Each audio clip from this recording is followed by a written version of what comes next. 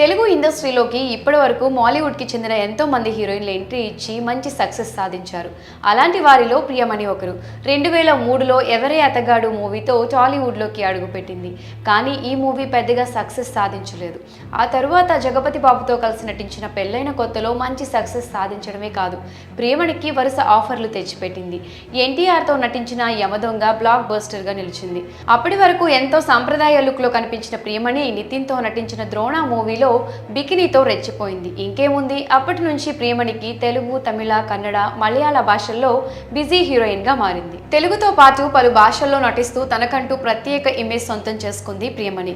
బాలీవుడ్ లో పలు చిత్రాల్లో స్పెషల్ సాంగ్ లో నటించింది. బాలీవుడ్ కి చెందిన ప్రియమణి అతి తక్కువ కాలంలో వివిధ భాషల్లో నటించే స్టార్ హీరోయిన్ గా ఎదిగింది. ఆ మధ్య సినిమాలకు కొద్దిగా గ్యాప్ ఇచ్చిన ప్రియమణి బుల్లి తెరపై పలు రియాలిటీ షోస్ లో జడ్జ్ గా వ్యవహరించింది. ఓవైపు వెండితెర, బుల్లి తెరపై రాణిస్తూనే మరోవైపు వెబ్ సిరీస్ లో నటిస్తుంది. ఇటీవల జవాన్ చిత్రంలో ప్రియమణి నటనకు మంచి మార్కులు పడ్డాయి.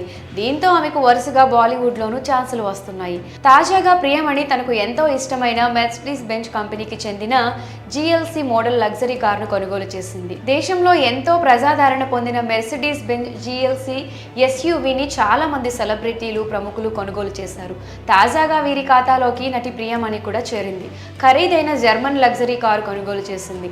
మార్కెట్లో మెర్సిడీస్ బెంజ్ GLC ప్రారంభం ధర 73.50 లక్షలు కాగా టాప్ ఎండ్ మోడల్ 74.50 లక్షలుగా ఉంది. ఈ కారు పెట్రోల్ మరియు డీజిల్ వేరియంట్స్ లో వస్తుంది. ఈ కారు అద్భుతమైన డిజైన్, ఆధునిక ఫీచర్స్ చూడగానే ఆకర్షించేలా ఉంటుంది. ప్రస్తుతం దీనికి సంబంధించిన ఫోటోలు నెట్టింట వైరల్ గా మారుతున్నాయి. మరి ప్రియమణి లగ్జరీ కారు